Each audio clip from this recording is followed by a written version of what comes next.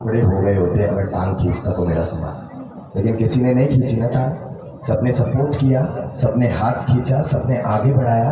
बस यही जिम्मेदारी आप लोगों को अपनी निभानी है। हम जैसे लोग आगे भी आएंगे, ये हमारी जिम्मेदारी है कि हम आगे और लोगों को तैयार करें। ये मेरी जिम्मेदारी है कि अगर वो 20 साल का लड़का मेरे से छोटा है तो मेरी जिम्मेदारी है कि उसको और आगे बढ़ाऊँ मैं। ये नहीं कि उसका भी जो पूरा कैप्चर बना हुआ है उसको भी मैं हाईजैक कर लूँ। उसे भी नहीं पता होगा उसने जो कार्यक्रम किए हैं उसके पीछे हमारी क्या भूमिका रही, क्योंकि हम बताते नहीं हैं, उसे भी नहीं पता होगा।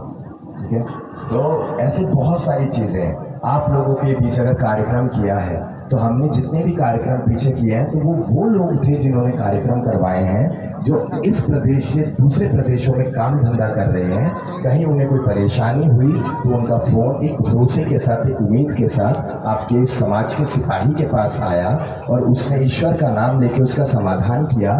तो उन लोगों ने कार्यक्रम भी करवाया और उन लोगों ने फ़ोटो भी लगवाई थी। फिर मैंने नहीं कहा था किसी को फ़ोटो लगाने के पीछे किसी भी कार्यक्रम में। आप ही के लोगों द्वारा, पिछले हम वैशाली में थे, आपके वो रिश्तेदार थे, वो करवा दिया है, सबकी गिरफ्तारी हो गई है। चंडीगढ़ में MBA कर रहे थे इनके साले, है ना, वो आ गया हमारे पास मैसेज की, बेटा तुम चिंता मत करो, तुम अपना बिहार के दौरे पे गए हुए हो, काम करो बढ़िया। चंडीगढ़ में MBA कर रहे थे इनके साले, उनका इतनी बुरी तरीके से पिटाई करी है कि यहाँ से लेकर यहाँ तक सर फाड़ दिया गया है और वो ICU में एडमिट है। 50% लाइफ, 50% है। ईश्वर का आशीर्वाद है हमारे ऊपर। हम प्रार्थना करेंगे कि हमारा भाई वो एकदम सही होकर आएगा। कोई इलाज का पैसा नहीं, कुछ नहीं, सारी चीज़ें व्यवस्थित हैं। ठीक है, तो ये एक भरोसा ही तो, एक जुड़ाव ही तो था। समाज को कैसे लेकर चल रहे हैं यहाँ से बैठकर आप लोगों के क्षेत्र से, तो हमारा समाज प्रदेशों में बट सकता है, अलग अलग भाषाओं में बट सकता है, संस्कृतियों में बट सकता है, पहनावे ओढ़ावे में बट सकता है, लेकिन कहीं ना कहीं हमारी शुरुआत तो एक ही कड़ी से है। तो ये हमारी जिम्मेदारी है कि उस कड़ी को समझें और इसको फिर से मजबूत बनाने का काम करें।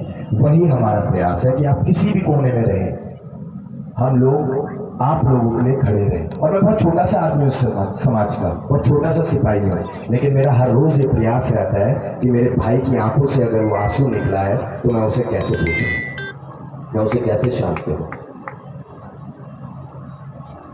एक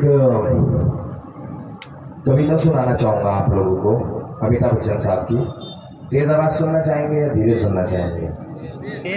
तेज़ आवाज़ में पता क्या समस्या होती है, मैं बोल के तो चले जाऊँगा, आप हाँ हाँ हाँ हाँ चिल्ला तो देंगे लेकिन समझ कुछ नहीं आएगा। अभी आपने महसूस करा कि मैं जितना धीरे बोल रहा हूँ आपके कान में एक एक बात जा रही है। इसे कहते हैं सभ्यता।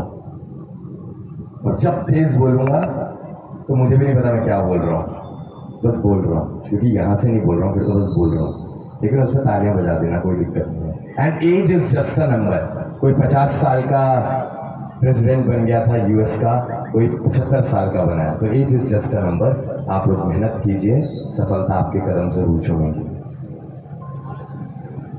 तो अमिताभ बच्चन साहब की ये पंक्तियां हैं, मैं चाहूँगा कि आप ना सिर्फ इसे सुने बल्कि महसूस करने का प्रयास करें। एक एक पंक्ति में बहुत जान है।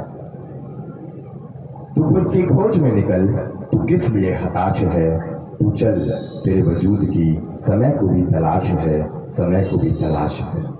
जो तुझसे लिपटी बेड़ियां, समझना इनको वस्त्र तू, ये बेड़ियां पिघाल के बना ले इनको शस्त्र तू, बना ले इनको शस्त्र तू। तू खुद की खोज में निकल, तू किस लिए हताश है, तू चल, तेरे वजूद की समय को भी तलाश है, समय को भी तलाश है। चरित्र जब पवित्र है तो क्यों है ये दशा तेरी। अगर आप लोगों का चरित्र पवित्र है ना, तो चरित्र जब पवित्र है तो क्यों है ये दशा तेरी।